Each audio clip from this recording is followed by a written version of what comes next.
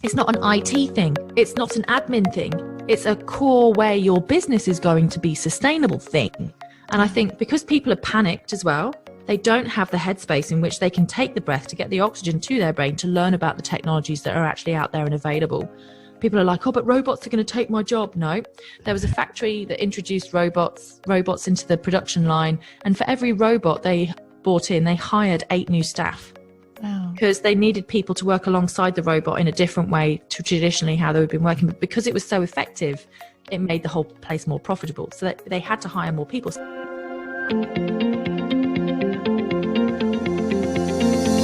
Hi, I'm Renata Bernarde, and this is the Job Hunting Podcast, where I interview experts and professionals and discuss issues that are important for job hunters and those who are working to advance their careers.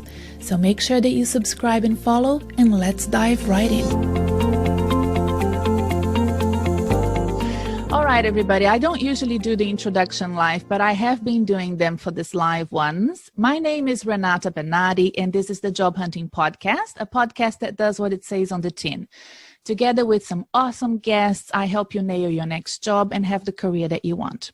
If this is the type of content for you, that is, if you're currently on the market looking for a new job and you're keen to get a new job or a promotion in the near future, or if you're unsure what's happening, we have COVID, we have lockdown, we have recession, you don't know what to do with your career plans anymore post-2020, make sure that you subscribe by clicking wherever you found this podcast. We are available everywhere. You can also pay it forward and share the love by recommending this podcast to someone you believe will benefit from listening. Each episode includes show notes, which has all the links and information that we mention in our discussion, and also has information about how to reach out to me if you're looking for a career coach or are interested in my services and products. I also have a whole bunch of free tools and resources that you can sign up for my newsletter and get them all in your inbox. This is the third live recording in Melbourne during the Victorian 2020 Digital Innovation Festival, or DIF 2020. DIF 2020 is an initiative of the Department of Jobs, Precincts and Regions. And as I explained before in previous live recordings for DIF 2020, precincts in Australia are not jails, they are our innovation hubs. And we are very, very, very fond of our innovation precincts here in Victoria. We also have a very robust corporate sector with a strong banking and finance sector, mining, energy companies, telcos, higher ed, public sector, amazing startups, NGOs, development agencies, not-for-profits. It's really a wonderful place to be if you're a business or if you're starting up, or if you're a professional and you want to look for work. I'd like to thank and welcome all the lovely people that have registered to attend today, the ones that are here live, even better. Now let me introduce my guest. Associate Professor Catherine Ball is a scientist, futurist, speaker, advisor, author, founder, executive producer, executive director, company director, and charity patron working across global projects where emerging technologies meet humanitarian, educational, and environmental needs. Catherine also likes to create businesses and champion movements, collaborate with peers, and advise game changers. She's a sought-after voice across the startup, futurist, and tech world. She works globally across a wide range of projects, from creating documentaries and world-leading conferences and events to advising on the use of novel approaches like drones across environmental and humanitarian projects. Catherine is a proponent of community engagement with STEM and likes to demystify emerging tech. She has a Bachelor of Science honors in environmental protection and a PhD in spatial ecology, descriptive and predictive statistics from the University of Newcastle upon Tyne. She lives in Queensland with her husband and 2 sons. And that's when I knew that this bio was very up to date. Because I haven't seen you in a while. So congratulations on having another son, baby. I have 2 boys as well. I think it's awesome. And congratulations on your ANU appointment. I'm very happy for you. Thank you. It's been an interesting year, hasn't it? Yeah, it has. It's been a very busy year. Very busy year.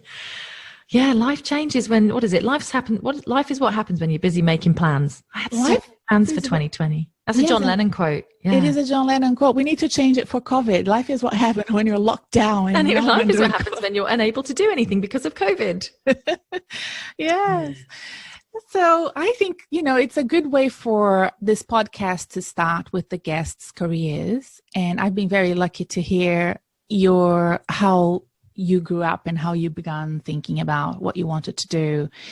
And I have to say, my jaw dropped when I heard, about your upbringing, about your beginnings, your career progression, your early years. And I'd love for you to share some of that with my guests today.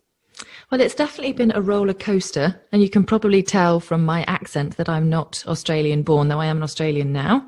I've been here for 10 years, nearly 11 years.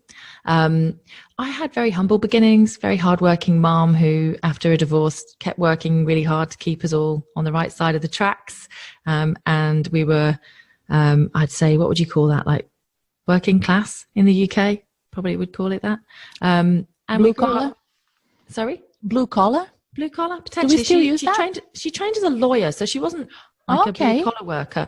Yeah, she trained as a lawyer in her late 30s, and it was one of the final nails in the coffin of their marriage, I think, was that my father was just so jealous that it was not nice. And so I had that trauma with me, and I still carry that trauma. We all carry these traumas with us. And I guess it also gave me a really strong sense of work ethic, and that if you really want to succeed when everything's against you, like my mum did it with 3 kids under 12. Like, what is there to, like, we can do this. You just have to decide you want to do something and go for it. And so, yeah, I managed to get to university, which again was quite rare for my peer group. And I do feel like my education, for me particularly, my education was my global passport. And it's not the same for everybody, but for me, my PhD gave me the wings. I mean, it took part of my soul, half of my sanity, but it gave me a passport to the world to actually be able to get enough points for any visa in any country I ever wanted to go and work in. I could have gone to the States, I could have gone to Canada, I could have gone to New Zealand. I ended up in Australia, working in Western Australia on some really cool projects. And from there, I sort of looked at how we innovate inside very, very conservative and legally bound environmental monitoring programs. And we managed to get a drone business line up and running. And then my company was acquired by another company. At that time, I won the Telstra National Businesswoman of the Year for the corporate world. And at the same time, I got made redundant. That's tough. So I literally won Queensland Telstra Businesswoman of the Year, and 9 days later was done. And so what do you do when you've got a crown on your head and a punch in the ovaries? You just sort of, you have to stop and take stock. And so at the end of 2015, start of 2016, I had to decide what I wanted to do, which was quite refreshing because I'd not actually had that opportunity to stop and take stock about what it was that I wanted to do. And so I thought I would try a few things.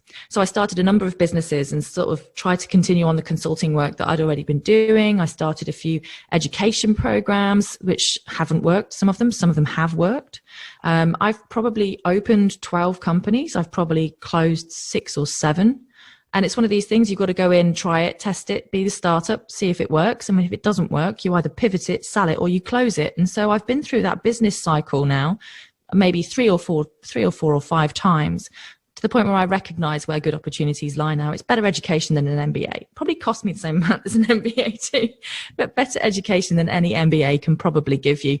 So I sit here now with the right people around me. I sit here with the businesses that are succeeding and putting my energy behind them. I had a couple of things that I thought were going to work, but when I got pregnant with my second child, I just couldn't do them. So I've just had to close them off and put pause on them for the moment. But I've got other projects. I've just got so much to do. I'm a very good starter. I recognize that. Very good at starting, very good at knowing what I want to do. But then having enough energy to actually get finished and do things, that's where I fall over at the moment with having 2 kids under 3. Well, yeah. My career has not been a straight line, and nobody's is. And if people are facing redundancy and retrenchment now, I would suggest, and I don't want to sound, pious, but one of the best things that happened to my career trajectory was getting made redundant. A lot of people say that. Yeah, people don't know it that. was a liberation. Yeah. We don't like to say it, but it was for me. I mean, I realized at that point that I would never, ever, ever, ever work again where a timesheet dictated whether or not I was a success or not. I would never, ever work again in a place where I would not hire the people that I was having to report to.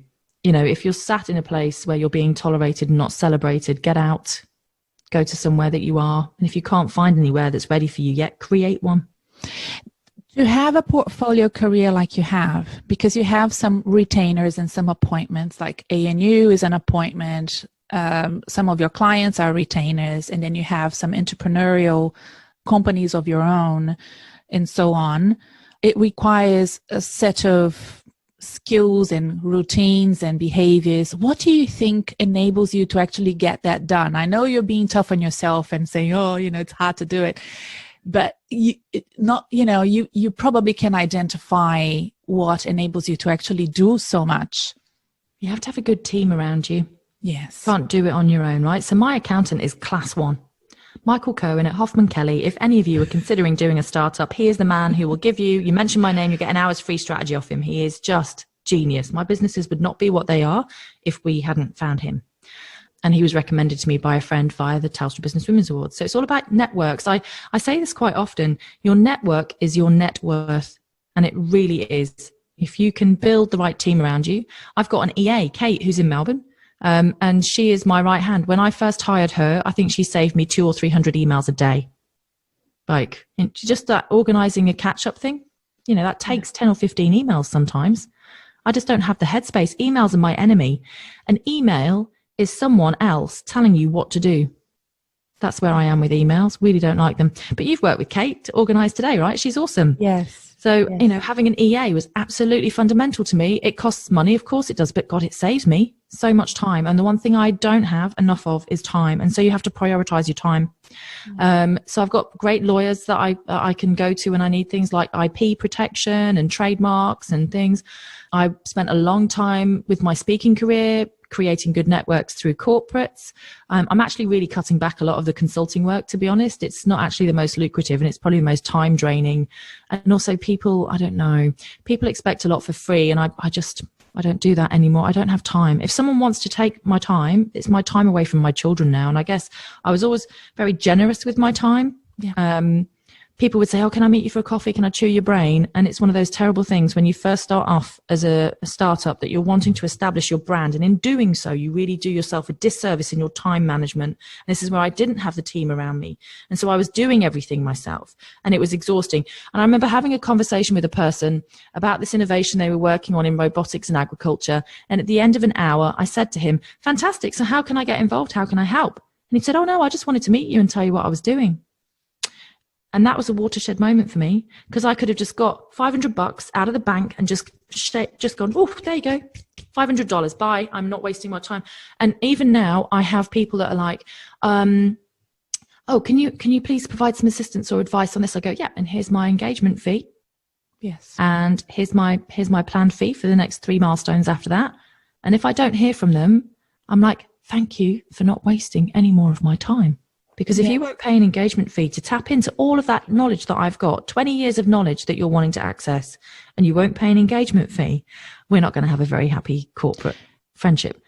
Catherine, I think you and I are the same, that we adore what we do, but we have not always been good at charging people for what we do. Hallelujah. Yes. Have you changed that? Yeah, I think I've had that discussion with you before. Yeah. I've got this thing now, and it actually came to me, it would have been a year ago now. I was over in Florida. I was a judge on the Ocean Discovery X Prize, and over in Florida, I was just pregnant. I was 11 weeks pregnant. I was morning sick to hell. God, it was a nightmare trip. I was over in Toronto where it snowed, which for a Queenslander is just not on. And then flew into New York and was actually sick on the plane for the first time in my life. I was just so unwell. And then I had to go to Chicago for a conference and then down to Florida to do this judging. And I was sat at a dinner with some friends of mine and I was just so exhausted. By 6 o'clock at night, I was just switching off, but I desperately wanted to catch up with my friends. And he said to me, he said, Kath, I used to have this job. I was working in recruitment and I was working, with people, and people would want to come and pick my brains, and they would want to come and they would take all my ideas and they would just go and they would do it themselves. And there was just no honor amongst thieves, right? There's just no honor at all. And I said, well, what on earth have you done? He said, I charge an engagement fee. And I was like, really? Because I was like, I don't know that I can do that. And I was like, why not? Everybody else that's asking me for advice is being paid by somebody else. Yeah. Like when I do speaking work and they want me to do it for free, originally I would do some, but now I really can't, because it's a day away from my children and my businesses and my academic portfolio now. I won't do it. And I remember stood there once and I was at this charity gig and I was thinking, that woman pouring coffee is getting paid more than I am to do this. And I've just got to do oxygen mask on first here, because if I fall over, my entire family falls. We all go. Yeah. Right. So it's all on me. The pressure is immense. So pressure produces diamonds, right? And one of the diamonds that I will give everyone is, if you're working independently like yourself, if someone wants to pick your brains, have a coffee or do what you say, well, I can meet you for a 2-hour session, but I charge $400. That's right. Or something like that. And if they go, oh no, I just wanted to pick your brains, go, I have to fill my workday. Like, I'm not a charity giving out my IP to everybody for free. And it's a really hard thing for me as a person. And I think it might be a female trait. Just give, be the good little girl, tell everyone your ideas, tell everyone. Oh, it's so hard. And I've had to be really hard on myself. It's a female trait, but it's also a transition from being a permanent full-time worker. You're made redundant as you've had, and as I've been as well. And then you decide, okay, I want to be a portfolio career person. I want to be my own boss, and not knowing how to manage Renata Inc. Yes. Renata Inc. needs to get paid. You have to. And there is an understanding amongst us that 70%, I mean, I was told this by the wonderful Div Pillai from Mind Tribes. I will put the link on the show notes. As soon as I decided to open my business, Div and Vic came here for dinner and they said, 70% of your time will be business development, my friend. Are you ready for that? Go. You need to start, finding your clients, locking in meetings, getting yourself out there. So that's business development, and it's active. You are seeking out opportunities. You're not going to charge for that. But as soon as the opportunities start coming, you need to be ready to engage in a financial deal, and as you said, have engagement fees, or better still, contracts, consulting, retainers, whatever you need to do to engage 2 or 3 or 4 different types of channels to keep yourself busy and replace that full-time job that you had before financially for you. So it's a transition, and it can take up to 2 years. That's what we have found at Watermark Search. Watermark does very good interim executive search reports. So if you're interested in following a career that is a portfolio or gig kind of type of career, look at their reports. There's one that just came out, and it can take up to 2 years for you to feel like you're managing the flows of money coming in. But I agree with you. I was thinking the other day with a client, you see me and you think, how successful am I? Like you got the Telstra award. But if you're a solo entrepreneur, you have this visibility that's amplified through social media. But there's a team of people behind me. And the most important piece is actually my husband, who has a full-time employment. My husband is also my graphic designer, my website designer, our bookkeeper, the main carer for the kids when I have to do things like this. So yes, if I didn't, the one who's interested in your microphone. He's very, very particular about audio quality. Well, he's training up now to get in the movie and television industry. Oh, wow. So he's really, he's a self-taught media production genius. Yes. The other thing I wanted to talk to you, you spoke about, is this a female trait? You're very interested in diversity and inclusion as well, and you're involved a lot in that STEM world. Tell me about what you do and how you see STEM and innovation, because I think that those they go hand in hand. Oh, you've got to have an inquiring mind. If you want to get into science, even if you want to be a generalist, or if you want to get into a really deep vertical, become like a quantum physicist, you've got to be able to ask the right questions, right? And see the world slightly differently. So the biggest thing about innovation, and it's been such an overused word, but innovation is actually a really innate human trait. doing things better, learning how to improve and do things differently. It's something we do as a child before we can speak. We are innovating, we are learning, we are iterating, we are testing the world around us. And that's what science is. We then start building things, constructing things, testing things. That's what engineering is, right? So we are scientific engineering technologists that try and find patterns in the world. So we're mathematicians. We are STEM, effectively. That's who we are. As a species, and we just have some aspects of it we're better at than others, I think, and that can even be tailored into the creative arts here. I mean, you know, artists understand, you know, the composite of the paints that they use, and the quality of their materials. People who are designers understand form and function. People who create music understand how the brain works in reaction to music, and how sounds feel good or don't feel good, and how to express emotions. I mean, that people say STEM instead of STEAM. STEAM instead of STEM now. STEAM is the new buzzword. But for me, really, I've seen, and in the business world, you'll know this, there are studies galore that are showing now that diverse board composition actually makes the business more money. So it's actually, I think, a fiduciary duty as a board director to make sure that there's a diversity of thought around that table. An area which isn't really well covered is probably neurodiversity. So by looking at gender diversity and ethnic diversity, you're actually trying to encourage neurodiversity around that table as well. I'm disappointed that there's still more male CEOs called Andrew than there are female CEOs on the ASX 200, I think it is. Yes. But the only way is up, baby, as Yaz said in the 90s. And so we have to just take that and run with it. And we have to learn from the past that when we open a door for ourselves, we have to also leave that door open for someone else to come behind us. And as a feminist, proud feminist, I will say to you that the future of feminism is intersectional. We have to remember I'm sitting here as a white, Australian, British, straight woman who, yes, I had a working class background, but I had opportunities given to me, and the system is still set for me in a way that I have privilege that many other people don't have. And I'm recognizing that, acknowledging that, and I'm actually doing something about it as well. And I think we all personally need to do something about how we open the door for other people, throw down the fishing nets, throw down the ladders, drag people up with us, take people on that journey. And I try to do that in everything. And when I choose projects and who I choose to work with, and when I decided to say yes to ANU, the reasons why is because the people there lived and breathed the same value sets that I had. So STEM is fundamentally important to every job going forwards. It's fundamentally important to the Australian economy. It's fundamentally important to our cybersecurity, our national security, our food security, our fundamental healthcare. You know, look at all the wonderful work that scientists are doing now. Apparently kids in schools are in raptures about scientists. There's so many kids that want to be scientists when they grow up because of what's happened during COVID-19 and the coronavirus, the novel coronavirus outbreak. Wow. And I'm just like, this is wonderful that we will have children inspired into medical science and microbiology and epidemiology and trying to make the world a more equal and healthy and happy place. But isn't it such a shame that it's taken this to actually cause that? But the shutdown and the coronavirus outbreak is being used for many, many things. I think it's almost like everyone has got a really good excuse now. They can just say, oh, it's COVID. Because of COVID, I can't do this. Or because of COVID, I'm going to change how I work. And as a person that used to have, you know, contracts galore and stuff, those all drop off. You know, as soon as people are cost cutting, the first people that go are the consultants, which I don't necessarily think is the smartest way of approaching it. Actually, you have to look at what people are providing rather than the contracting mechanism that you have. But we'll see an exfoliation across higher education, which in many ways will be a massive mistake and a huge shame to get rid of young career researchers.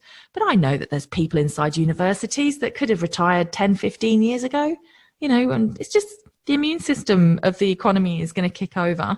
And we will actually boom. I actually feel, I keep saying to people, you know, I'm feeling very tired and I'm trying to get over the fact I've had two kids too close together and I'm 41 and I'm really, you know, I've got all of this work going on. I'm like, 2020 for me now is getting my health on track and getting my businesses ready and getting my strategies ready, because I know from all of the predictive models and from all of the industry, from things like aviation industry through to agricultural industry, through to smart cities, through to construction jobs, through to, you know, consulting work, through to everything, power, water, telecommunications, tourism, 2021, by the end of it, domestically will be about right to 2019 numbers. The end of 2022, the aviation industry is going to be back to 2019 numbers. By 2023, the aviation industry is actually going to be 20 or 30% bigger than the 2019 numbers. So if these predictions are going to be true, how do we use this time now to prepare ourselves? And one of the only ways we can prepare ourselves for this as an industry, as government, as board directors,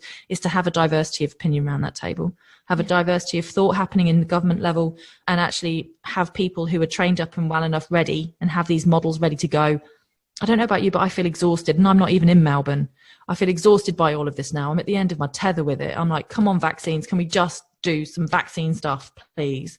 Or the treatments. Can we just get the treatments out there, please? And I'm just sort of like, why is it so not, why were we not ready when we knew this was coming? So one of the next big things now will be planning. It's frustrating. We were not ready when we saw this coming, and we knew it was coming as well. I mean, this is not something that was not predicted. Everyone knew this was coming. And you have a very scientific mind, and you're looking at the future ahead, and you're very entrepreneurial. You can see all the opportunities, but your body doesn't follow. The instinct is to cocoon yourself, especially in Melbourne. I don't know how it is in Brisbane. You tell me. But I'm a mother with two small children, so the protection mechanism we have it bubbling in the community here. We have little cases pop up here and pop up there from a couple of young women who came down to Melbourne to steal handbags and were flying on stolen credit cards, and no one seemed to red flag any of this thing in the system again. Do you know what I mean? They flew from Melbourne to Sydney and then Sydney to Brisbane, but no one red flagged their identity as having been in Melbourne. So then they lied on their forms, and they were allowed in and then out, and then they were all over the place because of their criminality, which I think, because of their alleged criminality, let's not be disparaging here or causing defamation, because of the alleged disparity and the alleged criminal behaviour of these young women between where they said they'd been and what they did and when they then went around, one of them wouldn't even cooperate, wouldn't even say where she'd been. We then had this pop-up of a little cluster at a little detention centre, and they reckon genomically it's linked to those girls. So in young people, this thing is mostly asymptomatic, and it's just bubbling along till it hits somebody who's got a weakness or who's slightly older, who has a worse case of it, and then they go and get tested. And so we're not on lockdown, but we're in lockdown almost by fear, in that when you look at all of the places that all of these people that have now got cases have been, you go through it and you go, oh my God, that's really close. I've been to that cafe before for a friend's birthday. Like, I know that place, and it's sort of like, even though we're not shut in our apartments, we are being urged to stay at home. The city is nowhere near as busy as it has been. Nobody is really going out. Cafes are mostly half empty. We're not reveling in it here. There's no party attitude here. We've been reduced down again to 10 people gathering from the 30 that it was. And so, these restrictions, they're kind of there, but they're invisible. In Melbourne, it's much harder, because you are literally restricted in the police. We are very restricted. Yes. But we're also now being encouraged to wear face masks if we can't socially distance. And, quite frankly, did you not feel at the beginning of all of this that we should have been wearing masks? Oh, totally. My 26-year-old son, in fact, with some friends, brought in thousands of masks when nobody was wearing masks. Even in hospitals, people weren't wearing masks. And they gave masks away to medicos and health professionals. We have to wear them in all the hospitals now. All the hospitals wear masks. Yeah. Because of this outbreak in Brisbane and Ipswich and Moreton Bay.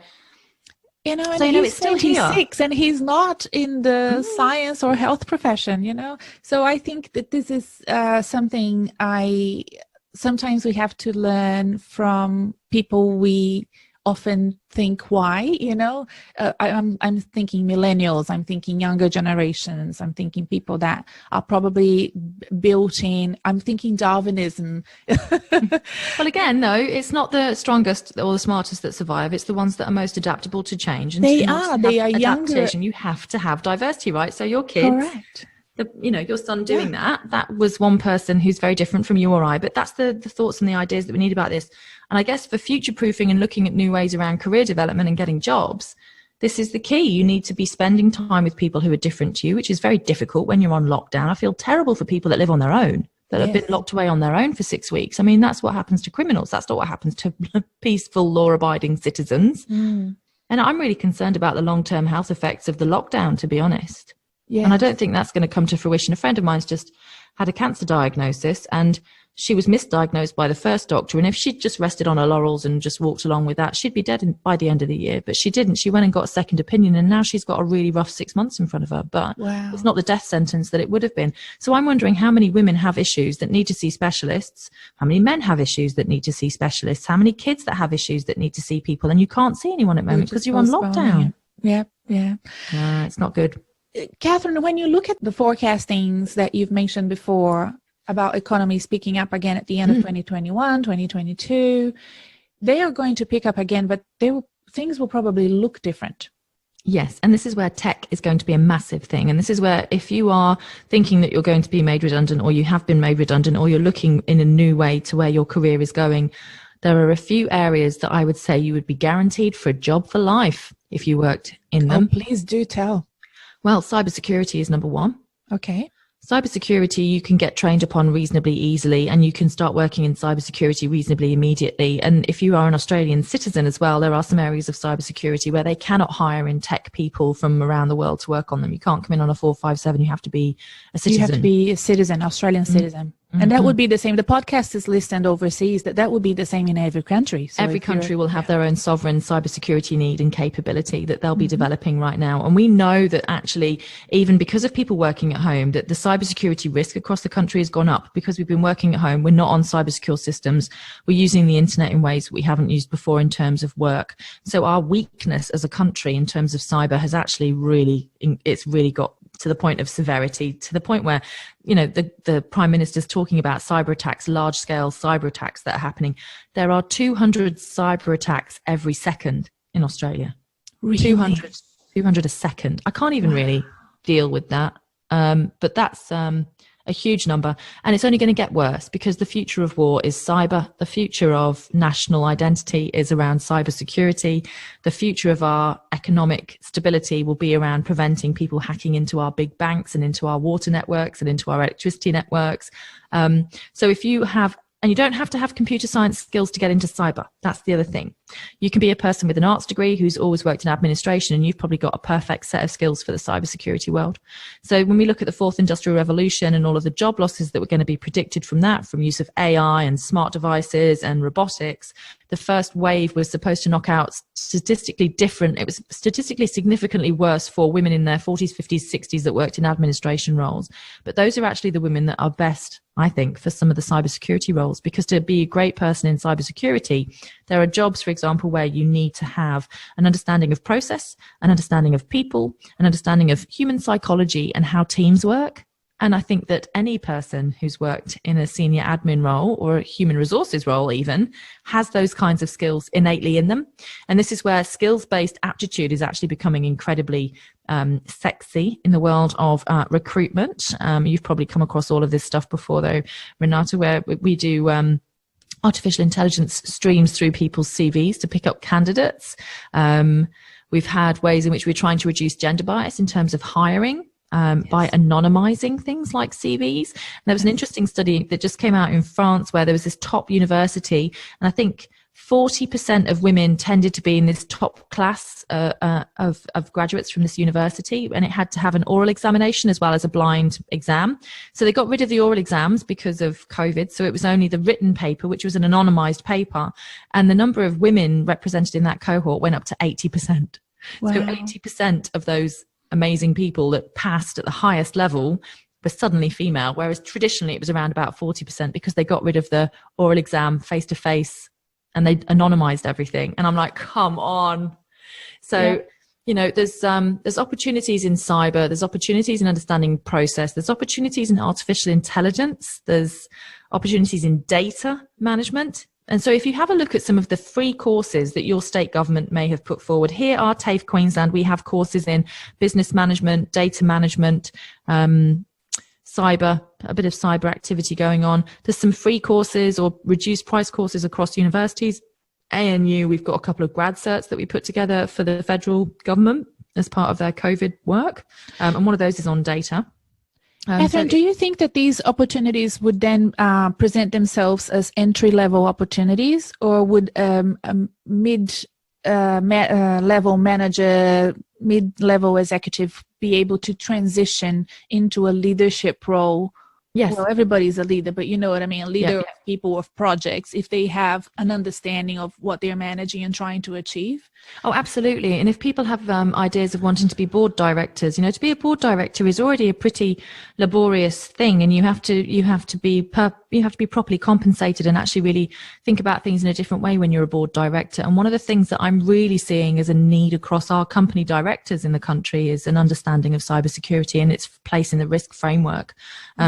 So if you are a process person and a people person, it doesn't mean you can't be a tech person. And this is the one thing that's always bothered me about how our traditional education systems have worked, is that you're either in the arts or you're in the science. You split somewhere in school or something like that. I don't know what it is, where you're one or the other. Well, Leonardo da Vinci was both. I'd like to think that I'm both. I speak a number of languages. Terrible at art, though. Always enjoyed a bit of a sing-song in the choir. And I loved science. And so, I was kind of like a little bit of a polymath maybe when I was 16. I swear I was more intelligent when I was 16 sometimes than how I am now. I think it's just the tiredness speaking. But I think you could be graduate level entry. So if your kids are thinking about university choices now, I really do recommend the College of Engineering and Computer Science at ANU, because that's where I'm sitting. And I just know that some of the people in there are really constructing the future. The 3AI Institute that Genevieve Bell's put together is just first place in the world to even think about a new brand of a new type of engineer that we're going to need to engineer the systems, the cyber-physical systems of the future. This isn't just about pumping out mechanical engineers or pumping out computer scientists. This is about looking at what we want the world to be like. And I guess the thing here too is, when you say to me, because I call myself the scientific futurist. So if you were a futurist, how would you predict what was going to happen? Has it changed since COVID? And I'd be like, no, what we were expecting to happen is still going to happen. It's just going to happen in 2 years rather than 15 years. So if you are middle management, if you are a leadership aspirational, if you are a board director, if you are a graduate entry, if you are someone who's looking to create a startup or a business, there are pools of areas where we know Australia has no skills. There's no weight of skills in people ready to go and get employed now. This is a skills and a training opportunity leading into a vacuum. We don't have enough people in these jobs. Full stop. We just don't have them. So people will have to retrain. People will have to relearn. And there's nothing wrong with that. That's all I've ever done. Yeah. I mean, that's just a natural thing for me. Though I'm an outlier though. Aren't you? And I are outliers a little bit, maybe, aren't we? But maybe the outlier will become common. Yes. When 2019, I was holding boardroom briefings on 333 Collins Street, bringing in speakers to talk about AI and other types of technologies, diversity and inclusion, but also from more of a system-based approach. I felt that there is this tendency from senior executives to always work on culture first, issues first, organizational structures first, rather than address technology issues. I don't know if you've encountered that, or maybe it's the sort of SMEs that I was working with. I could see so much benefit from them adopting data automation rather than trying to change what was clearly a very unproductive work environment because the duplication of work, whereas they were trying to fix up the organizational structure first.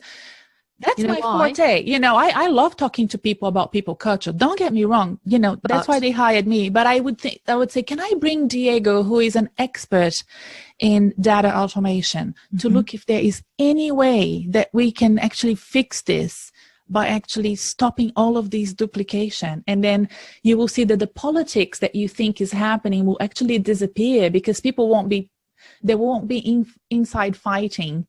Because they won't be doing each other's work anymore. Yep. And the problem here is, again, not enough people who are in those levels actually have science and technology training. Yes. So there's too many people, I think, that sit as CEOs and board directors that don't actually have scientific and technological training. And this is, again, where I feel like there's a there's a wave coming where it will actually be part of fiduciary duty as a board director to understand new and emerging technologies. Health and safety law is helping with a few of these things. So with drone technology, for example, health and safety law in Australia has written into it a line that reads something like, if there's a known and available technology to use this, you can use to do this job, and you don't use it to do this job, and someone gets hurt, well, you're pretty much up for corporate manslaughter. And that makes people stand up and go, oh, crumbs. So the levers, you're so right, the levers which we can push to ensure that work is done safely, timely, efficiently, they're not HR levers. They are who you hire, what you recognize as the skills that are required, to even understand the skills that are required. Are you educated enough as a manager, as a leader, to actually see what are the skills, what are the things that we're going to need? I remember doing my PhD typing into an Excel spreadsheet before we had voice to text. And I remember when I was working at a consultancy, one of my principals, senior principal engineer, I think his charge out rate was $500. He was what I call a two-finger typer. So he was typing big reports because they got rid of all the typist pools. Yeah. They got rid of, so he couldn't dictate it to have someone type it because they got rid of all the support staff, right? They got rid of all the admin staff. They skinnied the admin staff down and kept all the really expensive principals that could charge out money because their business model was on making profit for people in the US. Their business model wasn't looking at this business is going to be sustainable in 5 years. They're working on annual paybacks, annual 12-month cycle paybacks to their shareholders. That, and so there's something wrong because you can game that system, make a load of money this year, and then the business falls over next year. But you as a man, you've done your 12, you've managed to meet your targets and tick the, oh, don't get me started on that level of culture. But when I introduced one of the senior directors of that company to the fact that you could dictate things on your iPhone, I said, he said, oh, I spend forever just typing into this thing. I'm at the airport and I'm rushing. I was like, have you ever heard of the voice to dictation thing on your iPhone? You can actually write your emails by speaking at your phone. And he was like, what? And I showed him that one thing. And then he sent me an email about, maybe he wrote the email with his voice. About a week or so later, he was like, Catherine, you've changed my life. And I was thinking, this is obvious, but it's not. It's obvious to those of us that are in it. It's not obvious to those who are not. And it wasn't just a generational thing. This man was very intelligent. He'd been a director of a company for a very long time.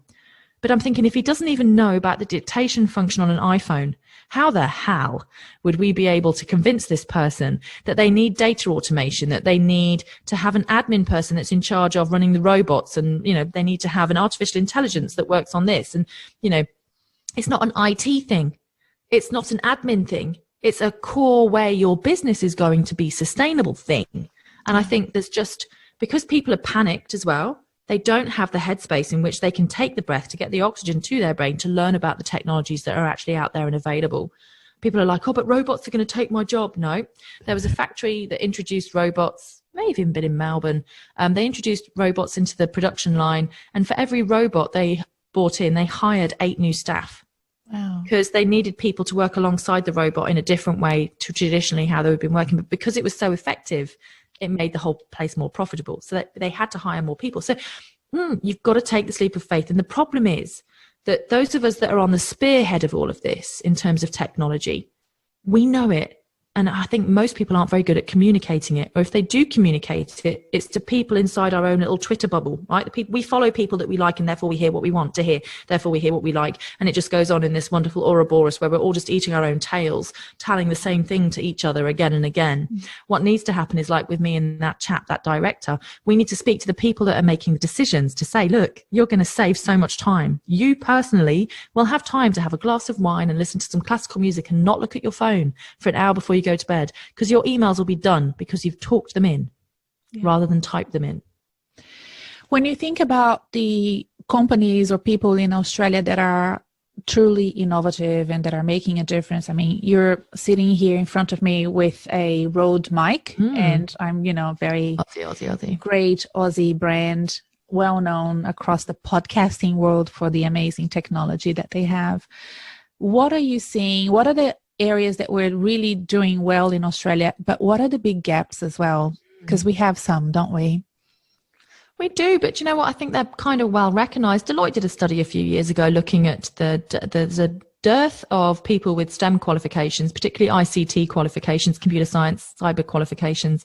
I think we've got a gap of about 40% between the people that we're going to be able to pump out through universities and the jobs that need to be filled. And of the people that we pump through universities, they don't represent diversity in terms of gender particularly well. Some universities are better than others, but in general, I think, engineers are 18% female, 18% women, I should say, 18% women that graduate as engineers. And that's not really enough. You need 50-50. But the key here is that gap of 40% between the people that are being produced and the jobs that exist, that's actually getting bigger. So in terms of the tech world, there's a load of opportunity. And that'll be everything from your banks through to your insurance companies, through to the government, federal government, defense. There's going to be a huge push for these kinds of technologies inside defense. There already is. We've got a really great innovative defense industries part of Australia. Cybersecurity, like I've already ranted on about, I can't go on about that enough, to be honest. I think it's something that it's the next pandemic. And if it hits, it's going to be worse in many ways than this one is, in different ways, of course. Yeah. But then we've got opportunities, for example, in even people like Telstra have a CTO, a Chief Technology Officer, and they've got an innovation hub. It's actually in Melbourne. And so they're constantly looking at new thinkers and new ways of doing things, especially with robotics. They use drones on some of their projects as well. When we look at things like biosecurity, plant diseases and agricultural security, smart agriculture is going to be a huge opportunity going forwards. When we look at things like okay, so some of the work that's going to be obviously open will be things like agriculture in terms of fruit picking. I think the federal government's going to give people income tax breaks if they go and pick fruit. So anyone whose kids were going to have a gap year and travel to India for a year, send them up to far north Queensland to pick mangoes for a season instead, I'd suggest. Get some cash in there. Those are some beautiful farms. Oh my goodness. I want to go there. I need a gap year after this. Can I have a gap year and pick fruit, please? Because that would sound really nice. But then we've got places like healthcare, right? So if we look at healthcare, one of the things Australia is excellent at, I hate to say it, we're brilliant with viruses, right? So we've got the Doherty Institute in Melbourne that's like globally leading, running all of the tests for all of the vaccine trials. So in terms of big data, in terms of people, in terms of money, in terms of where things are going to get spent, there's going to be a lot of money put into pandemic proofing and preparation. It's one area that we are so much better than many other much larger countries than us. We really do punch above our weight. UQ have the vaccine team here again, that they are just leading the world with some of these technologies. So other areas Australia is really great at. Drone technology, we're really good at the non-military use of drones and how drone technology is going to be applied across businesses. Our fintech and our finance, we're pretty good, pretty punch above our weight with that, to be honest. People forget, for a population of 25, 26 million, we're ranked really highly in many of these areas of study. And it's not just that we've imported the right people and created the right aspects, it's that we've actually grown them ourselves to the Doherty Institute. Peter Doherty's brilliant. He's a national treasure, that man. He's a legend. I interviewed him for one of my books recently. And he's just spot on, with so many things. But he encourages women, and he's known, actually, that his institute is great. And his CEO is female, Susan Lewin. And there's some wonderful people that have produced some great cutting-edge work with this particular coronavirus, have been female-run labs with entirely female teams, that have managed to produce some wonderful things. Melbourne is amazing. Between Doherty, Monash, CSL, Walter Analyzer, St. Vincent's. I mean, the pharma hub here is just incredible. It's really We're going to have the huge push on health. I think in Australia has always had a health culture that other countries haven't particularly. The outdoors, the surfing, yes, we have obesity rates that aren't so great, but I feel like this pandemic is going to shake up how we work. I think we're going to drop to a 4-day working week. I don't think we're going to stay with a 5-day working week. I think we will start having health built into our careers. I love that so much. I love it too. The idea that, I don't know if you and I are going to have 4 days, but I hope that whoever has a full-time working week. I'm just like 7-day work. No, see, even the problem about being a solo entrepreneur is you work all the time. All the time. But, but you enjoy what you do, so it doesn't feel like work so much. No. But I mean, this is why I have my EA, right? To take away some of that drudgery. This is why I enjoy working at ANU, because I get to chat about really cool and interesting projects. This is, why I like to have the conversations I like to have. But look, it's a really dark moment. And I suppose anybody watching this who's worried about their career or who's interested in making a change, oh gosh, the time is now. We are going to have this. The speed at which we bounce back and the way our economy is going to bounce back has been predicted to be better than how we dropped. So the boom is actually going to be the drop. This is going to be such a great podcast to listen to. I'm going to promote it to no end. Just hold on. Like, we'll have vaccines going into people, and we'll be ring fencing with vaccines rather than lockdowns by Christmas, I reckon. And by April next year, the world will be a very different place. I just want people to look after themselves, be excellent to each other, to quote Bill and Ted, just to keep hungry and interested. Look at the free training that's available. Look at some of the graduate certs. Get connected to a university. Have a look to see, maybe your alma mater. Maybe have a look at what the ANU's offering. There's just so much. There's so much out there. And this is the time now where we need to look after ourselves. It's true. But I feel like people call it the great pause, though I've never been busier. But we've got an opportunity to take breath and reorganize as we walk through this one-way glass door, which we're all going through in our careers, in our lives, in how we view health and work and the economics of where we're sat. We have an opportunity to choose how we want 2021 to be and how we want 2022 to be, and how we prepare ourselves for that, I'd suggest, is now. Really. Thank you.